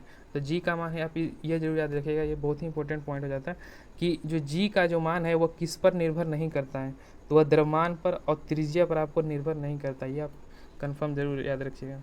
चलिए नेक्स्ट क्वेश्चन देखते हैं कि 2 कणों कुछ दूरी पर रखे हैं, दोनों कणों के द्रव्यमान दुगने कर दिए जाएं तो इनके बीच की दूरी अपवर्तित रखी जाए तो इनमें कौन सा बल होगा। यानी कि यदि इनका जो क्या है, एक कणों की द्रव्यमान को दुगनी, यानी कि द्रव्यमान को दुगना कर दिया जाए और इनकी जो बीच की दूरी अपरिवर्तित, यानी कि जितना भी पहले डी दूरी थी अभी भी इसकी डी दूरी रखी जाए, तो इसमें कोई परिवर्तन ना किया जाए, तो इसका गुरुत्वाकर्षण का मान क्या हो जाएगा, जो गुरुत्वाकर्षण बल का मान होगा वह क्या आपको देखने को मिलेगा, तो ऑप्शन नंबर बी, यानी कि वह 4 गुनी हो जाएगा। कितना, तो वह 4 गुनी हो जाएगी। चलिए नेक्स्ट क्वेश्चन देखते हैं। मेरा अगला क्वेश्चन होने वाला है कि वायुमंडल में जकड़ा हुआ है, यानी कि जो वायुमंडल जकड़ा हुआ है वह किसके कारण से आपको एक दूसरे से बंधा हुआ है, तो किसके कारण हो जाएगा, तो ऑप्शन नंबर बी ये हो जाएगा, यानी गुरुत्वाकर्षण बल के कारण। चलिए नेक्स्ट क्वेश्चन देखते हैं। मेरा अगला क्वेश्चन है कि एकांक दूरी पर स्थित 2 एकांक द्रव्यमानों के बीच आकर्षण बल कहलाता है, तो वह आकर्षण बल क्या कहलाता है, तो ऑप्शन नंबर डी, यानी कि सार्वत्रिक गुरुत्वीय नियतांक कहलाता है। चलिए नेक्स्ट क्वेश्चन देखते हैं। मेरा अगला क्वेश्चन है कि आयत त्रिज्या की पृथ्वी केंद्र पर किसी पिंड का भार क्या होता है, तो वह किसी पिंड का आपको भार क्या देखने को मिलता है, तो आपको 0 देखने को मिलता है। चलिए केंद्र मतलब यहाँ पर क्या कह रहा है, तो आयत त्रिज्या की पृथ्वी केंद्र पर किसी पिंड का भार जो होता है वो क्या होता है, तो वह 0 होता है। नेक्स्ट क्वेश्चन देखते हैं। किसी पिंड का वायु में 10 न्यूटन, जल में पूरा डुबाने पर इसका भार 8 न्यूटन, पिंड द्वारा विस्थापित जल का भार कितना होगा, तो विस्थापित जल का जो भार हो जाएगा आपको कितना, तो आपको 2 न्यूटन हो जाएगा। चलिए नेक्स्ट क्वेश्चन देखते हैं। मेरा अगला क्वेश्चन है कि कोई लड़की 100 सेंटीमीटर लंबी, 10 सेंटीमीटर चौड़ी और 20 सेंटीमीटर लंबे बॉक्स के पर 3 ढंग से खड़ी होती है और बॉक्स द्वारा लगाया गया दाब क्या हो जाएगा, तो बॉक्स द्वारा जो लगाया गया दाब हो जाएगा ऑप्शन नंबर बी, यानी कि वह अधिकतम होगा, वह आधार चौड़ी और ऊंचाई से बना है। चलिए नेक्स्ट क्वेश्चन देखते हैं। मेरा अगला क्वेश्चन है कि कोई सेब किसी वृक्ष से पृथ्वी पर सेब के बीच क्या कर रहा है, कोई भी सेब किसी वृक्ष से पृथ्वी पर सेब के बीच गुरुत्वाकर्षण बल के कारण गिरती है, यदि पृथ्वी द्वारा सेब पर आरोपित बल F1 तथा सेब द्वारा पृथ्वी पर आरोपित बल का मान F2 है तो क्या होगा, तो आपको इसमें संबंध बताना है, तो क्या हो जाएगा, तो ऑप्शन नंबर डी, यानी कि F1 व F2 क्या हो जाएगा, तो दोनों की जो गुरुत्वाकर्षण बल की मान होगी वह क्या होगी, तो वह समान हो जाएगी। चलिए दोस्तों चलते हैं नेक्स्ट चैप्टर की ओर। मेरा नेक्स्ट चैप्टर मेरा नेक्स्ट चैप्टर ये होने वाला है, 9 नंबर अध्याय को पढ़ने वाले हैं, बल एवं गति का नियम इसमें आपको दिया गया है। तो चलिए इसका पहला क्वेश्चन देख लेते हैं कि पहला क्वेश्चन इसमें क्या होने वाला है। सरल रेखीय पथ के अनुदिश त्वरित गति से गतिमान किसी पिंड के लिए नीचे दिए गए कथनों में कौन सा सही नहीं है। इसमें से आपको बताना है कि आपको कौन सा है जो सही नहीं दिया गया है। तो कौन सा हो जाएगा, तो ऑप्शन नंबर सी, यानी कि यह सदैव पृथ्वी से दूर होती है, नहीं, यह सदैव पृथ्वी से दूर नहीं होती है, अनुदिश गति है जो आपको पृथ्वी से दूर नहीं होती है। ये कौन सा हो जाएगा, तो ऑप्शन नंबर सी इसका सही दिया, यानी कि नहीं दिया गया, नहीं दिया गया, तो ये कौन सा हो जाएगा, तो ऑप्शन नंबर इसका सी हो जाएगा। चलिए नेक्स्ट क्वेश्चन देखते हैं। गति के तीसरे नियम के अनुसार क्रिया और प्रतिक्रिया, तो ये दोनों क्या होती है, यह क्वेश्चन आपको पूछा जा चुका है, तो इसे भी जरूर याद रखिएगा। तो कौन सा हो जाएगा, तो जो तीसरे नियम के अनुसार प्रतिक्रिया और क्रिया बल का क्या होता है, तो आपको सदैव दोनों क्या होता है, तो विपरीत दिशा में लगते हैं। तो ऑप्शन नंबर इसका क्या हो जाएगा, इसका ऑप्शन नंबर बी हो जाएगा। नेक्स्ट क्वेश्चन पे चलते हैं कि फुटबॉल के खेल में कोई गोल रक्षक गोल पर तीव्र गति से बॉल को पकड़ने के लिए हाथ को पीछे की ओर खींचता है, ऐसा करके गोल रक्षक क्या करता है, तो वह क्या करता है, तो ऑप्शन नंबर बी हो जाएगा, यानी कि बॉल द्वारा हाथ पर लगाए गए बल को वह कम कर देता है। चलिए नेक्स्ट क्वेश्चन देखते हैं। किसी पिंड का जड़त्व क्या होगा, तो किसी जो पिंड का है वह जड़त्व क्या होने वाला है, तो ऑप्शन नंबर सी हो जाएगा, यानी कि उसकी गति की अवस्था में परिवर्तन को कोई प्रतिरोध करता है। यानी कि जड़त्व क्या है, यानी किसी भी पिंड, जड़त्व का मान क्या होता है, जड़त्व का जैसे परिभाषा क्या होता है कि कोई भी वस्तु यदि गति अवस्था में तो गति अवस्था में रहना चाहती है, या फिर वह यदि विरामावस्था में तो वह विरामावस्था में रह जाती है। इसीलिए क्या रखा है कि उसकी गति अवस्था में परिवर्तन क्या क्या करती है, तो वह विरोध करती है, उसी को हम क्या कहते हैं, तो जड़त्व कहते हैं। जिससे कि वह स्थिति में उसे आप गति में कीजिएगा तो वह तो विरोध ही करेगा ना, तो कुछ तो बल लगाएगा ना, वो भी बल लगाया, आप भी बल लगाइएगा, उसी का क्या करता है, तो यह विरोध करता है। जैसे कि मान लीजिएगा वह गति में, तो गति से उसको रोकिएगा, तो रोकिएगा तो बल लगेगा तभी ना रुकेगा, इसलिए क्या हो जाएगा, तो वह आपको विरोध करता है। चलिए नेक्स्ट क्वेश्चन देखते हैं। मेरा अगला क्वेश्चन है कि कोई यात्री गतिमान गाड़ी से एक सिक्का उछालता है जो उसके पीछे गिरता है, उसका यह अर्थ क्या है कि रेलगाड़ी की गति क्या है, तो रेलगाड़ी की आपको गति क्या हो जाएगी, तो आपको त्वरित हो जाएगी, कौन सा, तो ऑप्शन नंबर ए, यानी कि त्वरित गति से चल रही, इसीलिए क्या हो जाएगा, तो आपको ये पीछे उछल जाएगी। चलिए नेक्स्ट क्वेश्चन देखते हैं। यदि समान गति से चलेगी तो आपको सिक्का है जो क्या पास ही में आ जाएगा, लेकिन त्वरित गति से हो जाएगी तो वो क्या हो जाएगी, तो आपको पीछे चली जाएगी। 2 kg द्रव्यमान का कोई पिंड किसी घर्षणहीन क्षैतिज मेज पर 4 मीटर पर सेकंड नियत वेग से फिसल रहा है, इस वस्तु की इसी वेग से गति बनाए रखने के लिए आवश्यक बल कितना लगाना चाहिए, तो वैसे कितना बल लगेगा, तो आपको 0 न्यूटन बल लगेगा। चलिए नेक्स्ट क्वेश्चन देखते हैं। मेरा अगला क्वेश्चन है कि रॉकेट किस सिद्धांत पर कार्य करती है। यह क्वेश्चन तो आपको सभी को पता होना चाहिए, सभी को शायद पता भी होगा कि रॉकेट किस नियम पर कार्य करता है, तो कौन सा नियम हो जाएगा, तो ऑप्शन नंबर सी हो जाएगा, यानी कि संवेग संरक्षण के नियम पर यह कार्य करता है। चलिए नेक्स्ट क्वेश्चन देखते हैं। मेरा अगला क्वेश्चन है कि 2/3 ऊंचाई तक भरा जल से भरा कोई टैंक एक समान चाल से गतिमान है, अचानक ब्रेक लगाने पर टैंक से भरा जल क्या होगा, भरा जल है जो क्या हो जाएगा, तो आपको ऑप्शन नंबर बी, यानी कि आगे की ओर गति करेगा, तो आगे की ओर गति करने लगेगा। चलिए दोस्तों नेक्स्ट चैप्टर की ओर चलते हैं। मेरा चैप्टर नंबर, चलिए दोस्तों देखते हैं, टॉपिक नंबर मेरा 8 हो जाएगा। इसमें आपको क्या, तो गति से रिलेटेड आपको जितने भी क्वेश्चन इसमें ऑब्जेक्टिव दिए गए सारे क्वेश्चन को हम देखने वाले हैं। तो चलिए देखते हैं। मेरा पहला क्वेश्चन क्या हो जाएगा कि कोई कण त्रिज्या r के वृत्ताकार पथ पर गमन कर रहा है, अर्धवृत्त पूरा करने के पश्चात इसका विस्थापन क्या होगा, तो अर्धवृत्त जब यह पूरा करेगा तो इसका विस्थापन कितना हो जाएगा, तो आपको 2r देखने को मिलेगा, तो ऑप्शन नंबर क्या हो जाएगा, तो ऑप्शन नंबर सी हो जाएगा। चलिए नेक्स्ट क्वेश्चन देखते हैं कि एक पिंड वेग u से ऊर्ध्वाधर ऊपर फेंका जाता है, तो इसके ऊपर उठाने की जो अधिकतम ऊंचाई h है तो वह क्या हो जाएगी, तो कौन सा ऑप्शन हो जाएगा, तो ऑप्शन नंबर बी, यानी कि सही हो जाएगा, यानी कि u²/2g हो जाएगा, क्या, तो u²/2g हो जाएगा। चलिए नेक्स्ट क्वेश्चन देखते हैं। किसी गतिमान पिंड के लिए विस्थापन तथा दूरी का आंकिक अनुपात क्या होता है, तो उसके विस्थापन और दूरी का जो आंकिक अनुपात है वह क्या हो जाएगा, तो ऑप्शन नंबर डी हो जाएगा, यानी 1 के वह बराबर अथवा कम भी हो सकता है। तो चलिए दोस्तों, मेरा नेक्स्ट जो टॉपिक आने वाला है, जो 2 टॉपिक जो मेरा बच रहा है अभी, वो बहुत ही इंपॉर्टेंट है बायोलॉजी के पर्सपेक्टिव से। आप देख रहे होंगे कि पैटर्न थोड़ा थोड़ा चेंज कर दे रहा है। पहले आपको उसमें फिजिक्स पूछा जा रहा था, लेकिन आप यदि देखिएगा तो उसमें बायोलॉजी का भी क्वेश्चन आपको 5 से 6 क्वेश्चन इंक्लूड कर रहा है। पहले आपको बायोलॉजी के 2 से 3 क्वेश्चन देखने को मिलते थे, लेकिन बायोलॉजी का किसी में 5 क्वेश्चन 6 क्वेश्चन आ रहा है, किसी शिफ्ट में 7 भी क्वेश्चन आ जाते हैं। तो बायोलॉजी भी आपके लिए अब बहुत ही महत्वपूर्ण अगले शिफ्ट में होने वाला है, इसे भी आप जरूर ध्यान में रख के जाइएगा। चलिए नेक्स्ट क्वेश्चन देखते हैं। हम आपको बार बार कह रहे हैं कि आप एनसीईआरटी एक बार ज़रूर पढ़ के जाइएगा, क्योंकि एनसीईआरटी से ही क्वेश्चन अधिकांश पूछे जा रहे हैं और इससे आप प्रैक्टिस कर लीजिएगा। चलिए नेक्स्ट क्वेश्चन देखते हैं कि यदि किसी पिंड पर विस्थापन समय के वेग के अनुक्रमानुपाती है तो वस्तु गमन करती है। तो वस्तु आपको किस तरह गमन करेगी? तो ऑप्शन नंबर कौन सा हो जाएगा? तो ऑप्शन नंबर बी, यानी कि वह एक समान त्वरण से गमन करेगी। क्या? तो वह एक समान त्वरण से गमन करेगी। यदि आप किताब नहीं पढ़ सकते हैं तो आप इसको 1 से 2 बार से 3 बार इसका जरूर देख के जाइएगा, क्योंकि इससे भी क्वेश्चन आपको 3 से 4 क्वेश्चन देखने को मिल रहे हैं। चलिए नेक्स्ट क्वेश्चन देखते हैं। यदि आपको नहीं विश्वास हो कि इससे क्वेश्चन नहीं आ रहा है तो आप एनालाइज देख लीजिएगा कि एनसीईआरटी से क्वेश्चन पूछे जा रहे हैं कि नहीं, खास करके एग्जाम्पलर से। चलिए नेक्स्ट क्वेश्चन देखते हैं कि दिए गए भी टी ग्राफ में निष्कर्ष निकाल सकते हैं।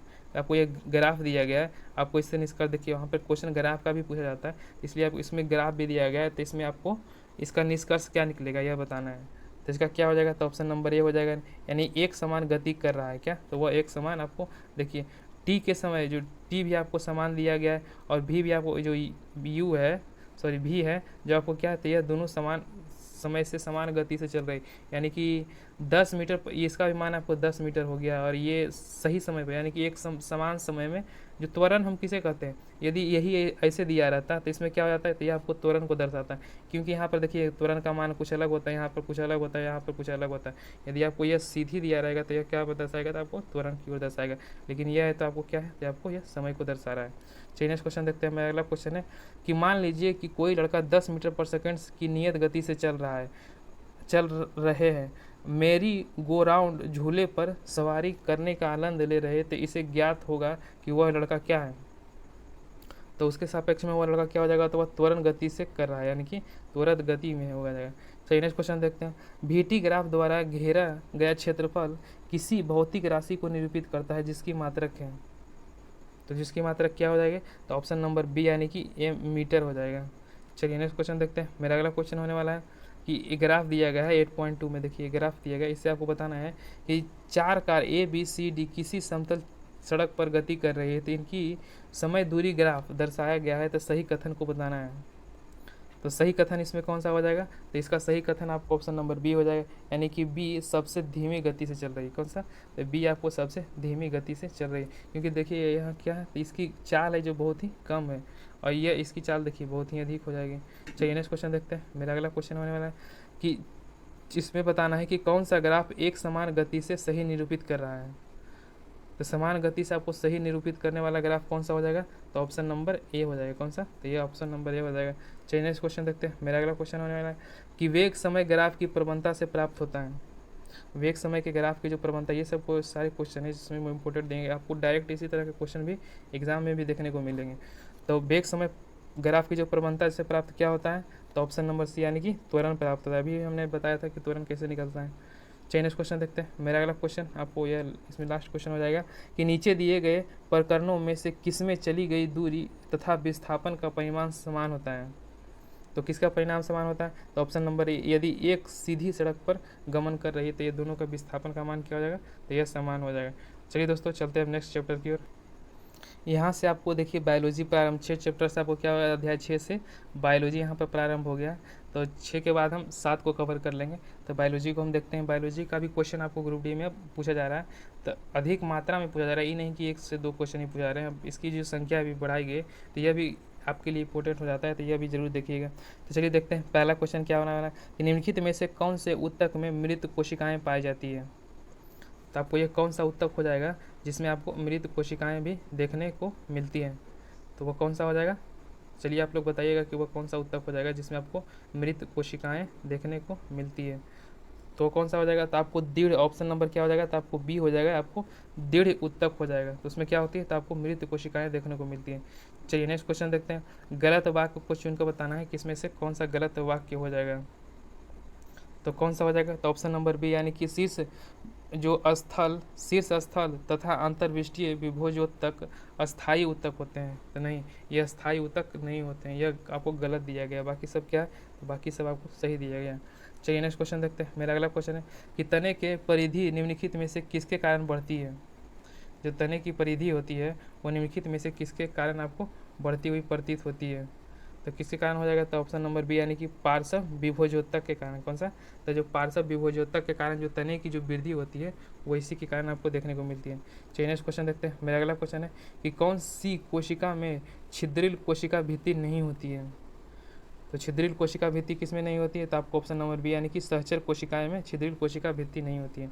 चलिए नेक्स्ट क्वेश्चन देखते हैं कि आंत्र पचे हुए भोजन को अवशोषित करता है उपकला कोशिका का कौन सा प्रकार इसके लिए उत्तरदायी है। तो इसके लिए कौन सा आपको उपकला उत्तरदायी हो जाएगा, तो ऑप्शन नंबर बी इसका हो जाएगा, यानी कि स्तंभाकार जो उपकला है इसके लिए उत्तरदायी हो जाएगा। चलिए नेक्स्ट क्वेश्चन देखते हैं। मेरा अगला क्वेश्चन होने वाला है कि किसी व्यक्ति के दुर्घटना में दोनों बड़ी हड्डियां अस्थियां अपने स्थान से हट गई, निम्नलिखित में से कौन सा संभावित कारण हो सकता है। तो किसके कारण वो दोनों हट गई है आप बताना है, तो कौन सा है, तो आपको ऑप्शन नंबर सी हो जाएगा, यानी कि स्नायु वह टूट सकती है, स्नायु के टूटने के कारण ही वहाँ पर हट जाती है। चलिए नेक्स्ट क्वेश्चन देखते हैं। मेरा अगला क्वेश्चन है कि काम करते समय एवं दौड़ते समय अपने हाथ पैर आदि अंग को हिलाते हैं, निम्नलिखित में से कौन सा कथन सही है। तो कौन सा कथन सही हो जाएगा, तो ऑप्शन नंबर डी यानी कि कंकाल पेशीय संकुचन होकर अस्थियों को चलयामान करने के लिए कौंडेरा को खींचता है, इसलिए क्या होता है, तो हाथ पैर खींचता है। नेक्स्ट क्वेश्चन देखते हैं कि कौन सा पेशीय युग्म अनैच्छिक पेशियों के रूप में कार्य करता है। आपको बताना है कि इनसे कौन सा है जो अनैच्छिक पेशियों के रूप में आपको कार्य करता है। तो कौन सा हो जाएगा, तो ऑप्शन नंबर बी यानी कि 2 और 3 हो जाएगा, यानी कि चिकनी जो पेशियाँ हैं आपको अनैच्छिक के रूप में कार्य करती है, और हद जो हृदय है पेशियाँ हैं वो भी कौन सा, तो अनैच्छिक क्रिया के रूप में कार्य करती है। नेक्स्ट क्वेश्चन देखते हैं। पादपों में विभोज ऊतक, जो पादपों में जो विभोज ऊतक होते हैं ये आपको बताना है, तो ये कौन सा हो जाएगा, तो ऑप्शन नंबर इसका सी हो जाएगा, यानी कि स्थनीय कृति एवं विभाजनकारी कोशिकाओं के बने होते हैं। जो पादपों में जो विभोजूतक होते हैं वो स्थानीय कृति और विभाजनकारी कोशिकाओं के बने होते हैं। चलिए नेक्स्ट क्वेश्चन देखते हैं। मेरा अगला क्वेश्चन है कि निम्नलिखित में से बाह्य त्वचा का कौन सा कार्य नहीं होता है। आपको कौन सा कार्य बाह्य त्वचा का नहीं होता है, तो ऑप्शन नंबर सी यानी कि जल संवहन का जो कार्य होता है बाह्य त्वचा का नहीं होता है। चलिए नेक्स्ट क्वेश्चन देखते हैं। अशुद्ध वाक्य के लिए चुनिए, इसमें कौन सा वाक्य है जो अशुद्ध दिया गया, तो ऑप्शन नंबर सी क्या हो जाएगा, तो कांड्रा हो जाएगा, रेशेहीन हो जाएगा, कमजोर जो हो जाएगा, कौन सा, तो आपको यह अशुद्ध वाक्य में आता है। चलिए नेक्स्ट क्वेश्चन देखते हैं। मेरा अगला क्वेश्चन है कि निम्न में से किसमें उपास्थि नहीं पाई जाती है, यानी कि किसमें आपको हड्डी नहीं पाई जाती है, यह बताना है। तो किसमें नहीं पाई जाती है, तो आपको ब्रिक, कौन सा हो जाएगा, तो आपको ब्रिक में हड्डी नहीं पाई जाती है। चलिए नेक्स्ट क्वेश्चन देखते हैं। मेरा अगला क्वेश्चन है कि मानव शरीर में वसा निम्नलिखित में से भंडारित होती है, तो वह कहाँ पर आपको भंडारित देखने को मिलती है, तो ऑप्शन नंबर बी हो जाएगा, यानी कि वसा ऊतक में यह भंडारित होती है। चलिए नेक्स्ट क्वेश्चन देखते हैं। मेरा अगला क्वेश्चन है कि अस्थि अधात्री में किसकी अधिक मात्रा होती है। जो अस्थि अधात्री होती है उसमें किसकी अधिक मात्रा आपको देखने को मिलती है, तो ऑप्शन नंबर क्या हो जाएगा, तो ऑप्शन नंबर बी कैल्शियम और फॉस्फोरस की। आपको अस्थि मतलब हड्डी का रहा है कि इसमें किसकी मात्रा अधिक देखने को मिलती है, तो हड्डी में आपको कैल्शियम और फॉस्फोरस की जो मात्रा होती है अधिक होती है। संकुचनशील प्रोटीन पाई जाती है, संकुचनशील प्रोटीन आपको किसमें पाई जाती है, आपको ऑप्शन नंबर सी यानी कि पेशियों में पाई जाती है। किसमें, तो यह पेशियों में संकुचनशील प्रोटीन पाई जाती है। चलिए नेक्स्ट क्वेश्चन देखते हैं। ऐच्छिक पेशी पाई जाती है, तो ऐच्छिक पेशियाँ हैं वह कहाँ पाई जाती है, तो आपको ऑप्शन नंबर बी हो जाएगा, यानी कि वह पाद में यानी कि पैर में पाया जाता है। चलिए नेक्स्ट क्वेश्चन देखते हैं। मेरा अगला क्वेश्चन है कि तंत्रिका ऊतक कहाँ नहीं पाया जाता है।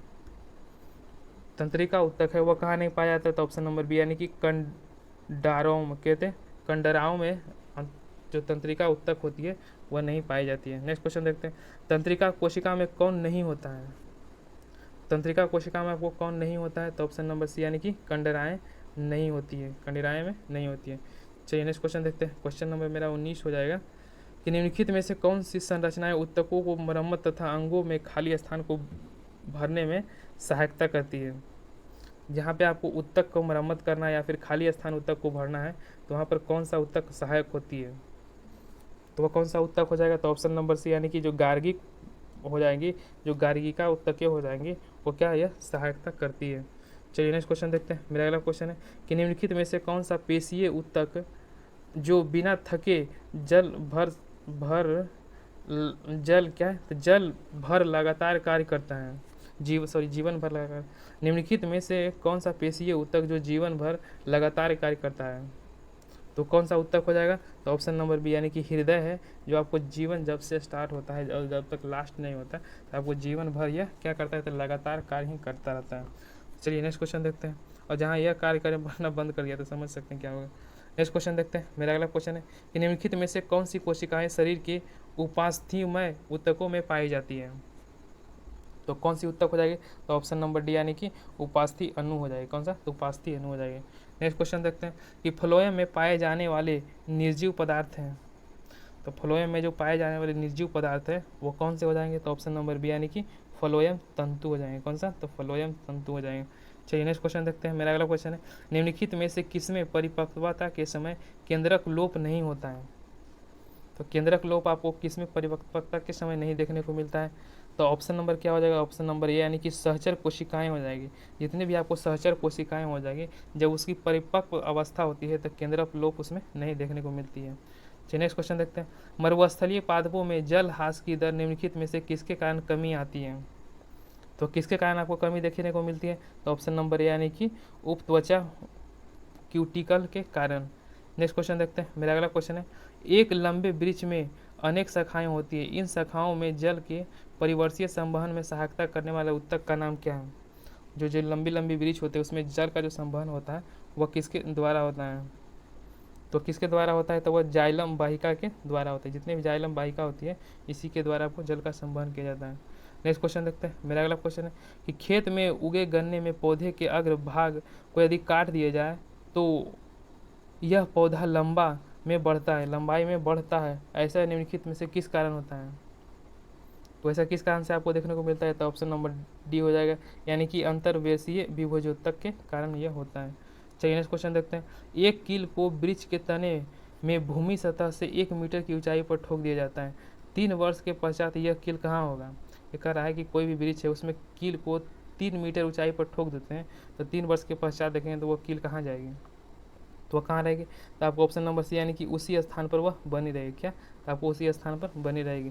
नेक्स्ट क्वेश्चन देखते हैं कि मृदोत्तक कोशिकाएं होती हैं। तो मृदोत्तक कोशिकाएं वह किस प्रकार की कोशिकाएं होते हैं, तो ऑप्शन नंबर ए हो जाएगा, नहीं अपेक्षाकृत अपशिष्टकृत एवं पतली भित्ति वाली होती है। चलिए नेक्स्ट क्वेश्चन देखते हैं। पादपों में लचीलापन निम्नलिखित में से किसके कारण होता है। तो पादपों में जो लचीलापन होता है यह भी क्वेश्चन आपके लिए इंपॉर्टेंट हो जाता है, इसे भी आप याद रखिएगा। तो वो कौन सा हो जाएगा, तो किसके कारण आपको देखने को मिलता है, तब वो स्थूलीकरण के कारण। क्या, तो स्थूल कोनक के कारण आपको पादपों में जो है वह लचीलापन देखने को मिलता है। चलिए नेक्स्ट क्वेश्चन देखते हैं। मेरा अगला क्वेश्चन है कि कॉर्क कोशिका में निम्नलिखित में से किसकी उपस्थिति होने से उसकी जल तथा गैस के लिए परमागत क्या है समाप्त हो जाता है। यानी कि कॉर्क कोशिका में निम्नलिखित में से किसकी उपस्थिति होने उनकी जल एवं गैस के लिए जो प्रागम्यता है वह समाप्त हो जाती है। तो किसकी उपस्थिति के कारण, तो आपको ऑप्शन नंबर सी हो जाएगा सुबेरिन के कारण। क्या, तो सुबेरिन की कारण हो जाएगी। चलिए नेक्स्ट क्वेश्चन देखते हैं। स्थलीय पर्यावरण में पादपों की उत्तरजीवित निम्नलिखित में से किसकी उपस्थिति के कारण संभव होती है। तो किसके कारण आपको संभव आपको देखने को मिलती है, तो ऑप्शन नंबर बी यानी कि संवहन ऊतक के कारण यह संभव देखने को मिलती है। चलिए नेक्स्ट क्वेश्चन देखते हैं। मेरा अगला क्वेश्चन है कि गलत वाक्य को इसमें चुन के बताना है कि इसमें गलत कौन सा हो जाएगा। तो यह गलत कौन हो जाएगा, तो इसका ऑप्शन नंबर सी यानी कि गलत दिया गया है। चलिए गलत को ना पढ़ते हुए सही जो दिए गए उसको पढ़ लेते हैं। मैट्रिक्स का स्वरूप ऊतकों के कार्यों के अनुसार विभिन्न प्रकार के होते हैं, यह सही दिया गया है। वसा का संग्रह त्वचा के नीचे आंतरिक भागों के मध्य में होता है, यह भी आपको सही दिया गया है। और रेशीय पेशियाँ और कोशिकाएं बहुकेंद्रीय एवं अंशता होती है, यह भी क्या, तो सही दिया गया है। चलिए नेक्स्ट क्वेश्चन देखते हैं कि जिम्नोस्पर्म यानी कि जिसे हम अनावृत पौधे में जल संवहन ऊतक सामान्यता निम्नलिखित में से किसमें पाए जाते हैं। तो वह किसमें पाए जाएंगे, तो आपको बहिकाएं में पाए जाते हैं। जितने भी ऊतक पाए जाते हैं जो जल संवहन ऊतक होते हैं वो किसमें पाए जाते हैं, तो आपको। चलिए दोस्तों अध्याय हम 7 को देखने वाले हैं जो कि हमारा लास्ट अध्याय होगा। इसमें आपको जीवों की विविधता के बारे में जितने भी ऑब्जेक्टिव क्वेश्चन एनसीईआरटी एग्जाम्पलर में दिए गए सारे क्वेश्चन को हम डील करने वाले हैं। तो चलिए दोस्तों देखते हैं आज का हमारा पहला क्वेश्चन क्या हो जाने वाला। इसमें गलत वाक्य को चुनना है कि इसमें गलत वाक्य आपको कौन सा दिया गया है। तो इसका ऑप्शन नंबर क्या हो जाएगा, तो ऑप्शन नंबर इसका डी हो जाएगा यानी कि मोनेरा जगत के जीवों की सुशिष्ट केंद्र होते हैं, यह आपको गलत दिए गए हैं। आपको मोनेरा में आपको केंद्र आपको नहीं देखने को मिलते हैं। चलिए नेक्स्ट क्वेश्चन देखते हैं। मेरा अगला क्वेश्चन है कि निम्नलिखित में से किसमें जल संवहन के लिए विशिष्ट ऊतक पाए जाते हैं। तो जल संवहन के लिए जो विशिष्ट ऊतक किसमें पाए जाते हैं, तो वह किसमें पाए जाते हैं, तो ऑप्शन नंबर सी हो जाएगा यानी कि टेरिडोफाइटा में। कौन सा, तो टेरिडोफाइटा में आपको पाए जाते हैं। चलिए नेक्स्ट क्वेश्चन देखते हैं दोस्तों यदि आपने अभी तक चैनल को सब्सक्राइब नहीं किया है तो प्लीज़ इसे ज़रूर सब्सक्राइब कर लीजिए और बेल आइकन को भी दबा दीजिए, जिससे कि अगला टॉपिक का जब भी हम वीडियो बनाएं या फिर जो मेरा अगला टॉपिक होने वाला है जो कि एनसीईआरटी के जितने भी 10th या फिर मैट्रिक 10th और जो 9th के जितने भी एनसीईआरटी के मोस्ट इंपॉर्टेंट क्वेश्चन है, जिस टॉपिक से अधिक क्वेश्चन पूछे जा रहे हैं उस टॉपिक का हम भी वीडियो आपके लिए बना कर लाएंगे। तो यदि आप उसका रेगुलर वीडियो भी चाहते हैं तो आप चैनल को सब्सक्राइब कर लीजिए। और जो ग्रुप डी में जो महत्वपूर्ण टॉपिक जैसे जीके जीएस जो पूछे जा रहे हैं 2 से 3 क्वेश्चन, उसका भी हम आपको वीडियो बना के प्रोवाइड कर देंगे। तो आप चैनल को जरूर सब्सक्राइब कर लीजिए ताकि हम अगला वीडियो जब भी अपलोड करें तो उसका नोटिफिकेशन आपको मिलता रहे और अपनी तैयारी को और मजबूत करते रहें। तो दोस्तों चैनल को जरूर सब्सक्राइब करके रख लीजिए। चलिए नेक्स्ट क्वेश्चन देखते हैं। मेरा अगला क्वेश्चन है कि निम्नलिखित में कौन बीज उत्पन्न करता है? इसमें से कौन सा आपको बीज उत्पन्न करता है? तो ऑप्शन नंबर डी हो जाएगा, यानी कि जिम्नोस्पर्म हो जाएगा। क्या करता है? तो आपको यह बीज उत्पन्न करता है। चलिए नेक्स्ट क्वेश्चन देखते हैं कि कौन सी अर्थार्थ मछली है? कौन सी इसमें आपको मछली का प्रकार पूछ रहा है, तो कौन सा हो जाएगा? तो आपको ऑप्शन नंबर सी हो जाएगा, यानी कि डॉग फिश क्या है? तो आपको यह मछली का एक प्रकार ही है। चलिए नेक्स्ट क्वेश्चन देखते हैं। मेरा अगला क्वेश्चन है कि निम्नलिखित में से कौन से प्राणी समुद्र में पाए जाते हैं? समुद्र में पाए जाने वाले प्राणी को क्या कहते हैं? तो आपको इकाइनोडर्मिटा कहते हैं। क्या? इकाइनोडर्मिटा कहते हैं। चलिए नेक्स्ट क्वेश्चन देखते हैं। मेरा अगला क्वेश्चन है कि निम्नलिखित में से किसमें खुला परिसंचरण तंत्र पाया जाता है? जो खुला परिसंचरण तंत्र होता है वह किस में पाया जाता है? इसका कौन सा हो जाएगा? तो ऑप्शन नंबर ए हो जाएगा, यानी कि ऑर्थोपोडा और मोलस्का में क्या है? तो आपको खुला परिसंचरण तंत्र देखने को मिलता है। चलिए नेक्स्ट क्वेश्चन देखते हैं। वह कौन सा समूह है जिसके प्राणियों के प्रागुरुधिर से भरे होते हैं? जो प्रागु होते हैं वह रुधिर से भरे होते हैं, तो वह कौन से प्राणी हो जाएंगे? तो ऑप्शन नंबर क्या हो जाएगा? तो आपको ऑर्थोपोडा हो जाएगा। कितना? तो ऑर्थोपोडा हो जाएगा। चलिए नेक्स्ट क्वेश्चन देखते हैं कि सली क्या है? तो सली पद अर्थात फिल पाँव रोग निम्नलिखित में से द्वारा होता है, यानी कि जो सील पद और फिल पाँव, जो पाँव जो मोटा हो जाता है वह किसके कारण आपको हो जाता है? तो कौन सा हो जाता है? तो बुखेरिया के कारण। कौन सा? तो वह बुखेरिया के कारण आपको देखने को मिलता है। चलिए नेक्स्ट क्वेश्चन देखते हैं। कोशिकाओं का निम्नलिखित में से कौन सा सबसे महत्वपूर्ण अथवा लक्षण है? तो कोशिकाओं का जो सबसे महत्वपूर्ण लक्षण है वह कौन सा हो जाएगा? तो वह आपको हो जाएगा ऑप्शन नंबर ए, यानी कि कौन सा हो जाएगा? पृष्ठी रज्जु को पाया जाना है क्या उसमें महत्वपूर्ण हो जाता है।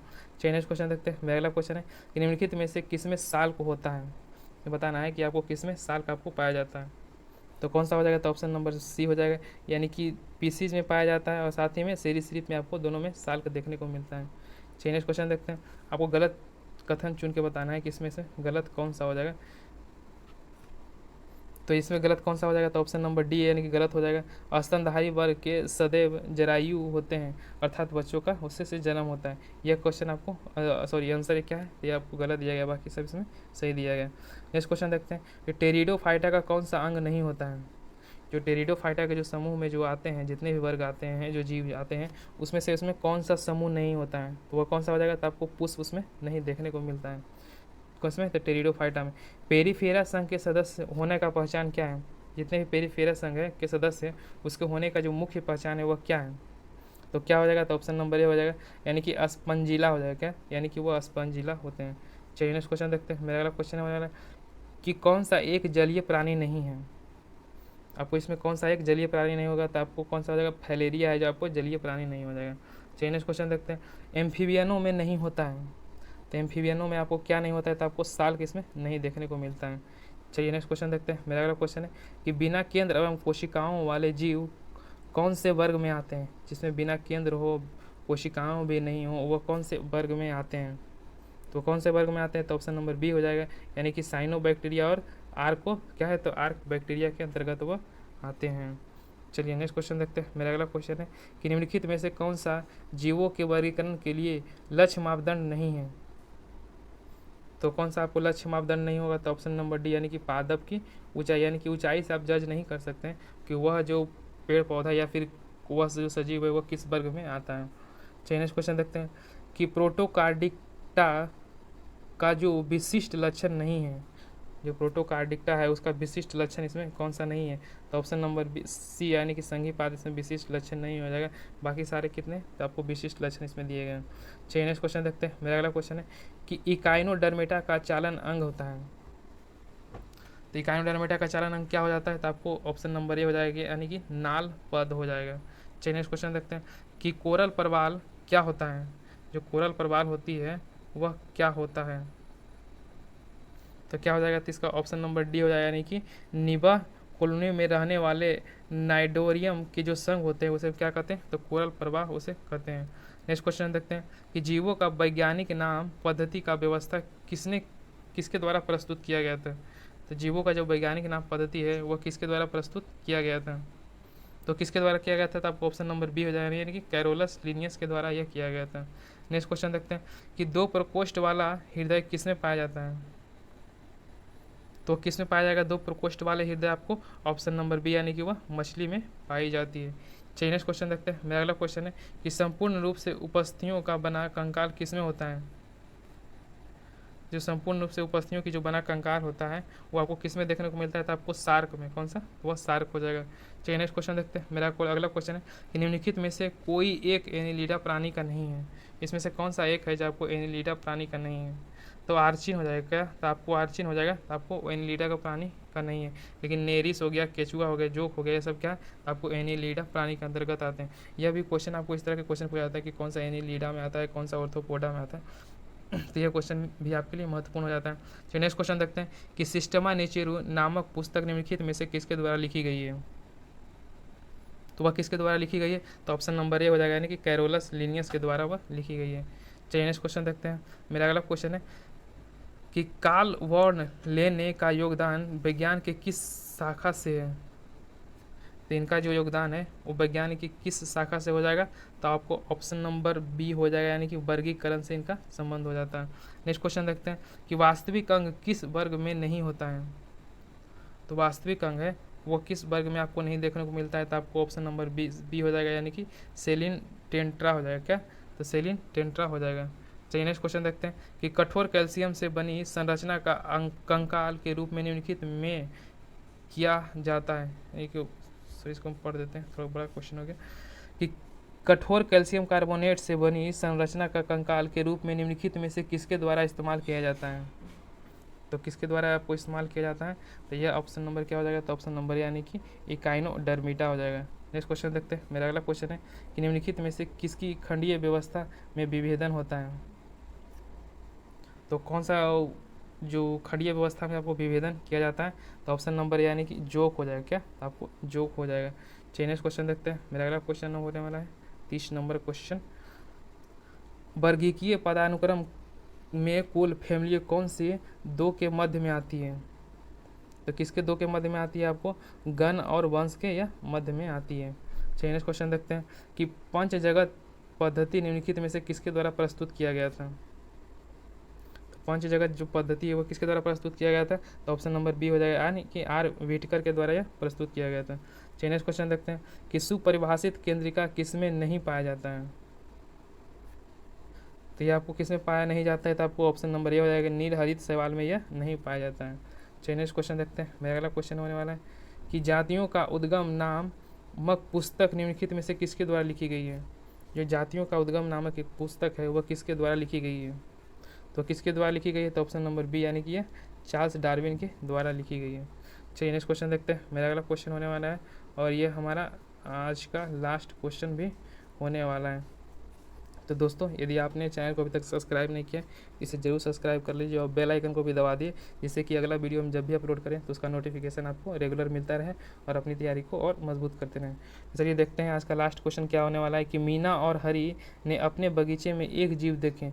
हरी ने उसे कीट बताया जबकि मीना ने कहा यह केचुआ है। निम्नलिखित में से उस लक्षण को चुनिए जो कीट होने का पुष्टि करता है, तो कौन सा लक्षण हो जाएगा, तो ऑप्शन नंबर बी हो जाने कि सिंह संधित पाद वाला जो शरीर है वह क्या होता है, तो आपको कीट में ही पाया जाता है।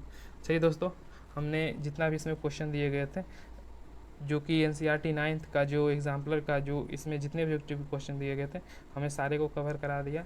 तो दोस्तों चैनल को यदि अभी तक आपने सब्सक्राइब नहीं किया है तो इसे ज़रूर सब्सक्राइब कर लीजिए और बेल आइकन को भी दबा दीजिए ताकि इसका जब भी हम नेक्स्ट वीडियो एनसीईआरटी रिलेटेड कोई भी वीडियो लाएँ जो कि ग्रुप डी के एग्ज़ाम के लिए हो और आगे हम वीडियो इसी तरह का भी लाते रहेंगे, तो इस तरह का वीडियो पाने के लिए आप चैनल को जरूर सब्सक्राइब कर लीजिए और वीडियो को भी लाइक कर दीजिए ताकि नेक्स्ट वीडियो आपको मिलता रहे। तो चलिए दोस्तों मिलते हैं अब नेक्स्ट वीडियो में, तब तक के लिए जय हिंद।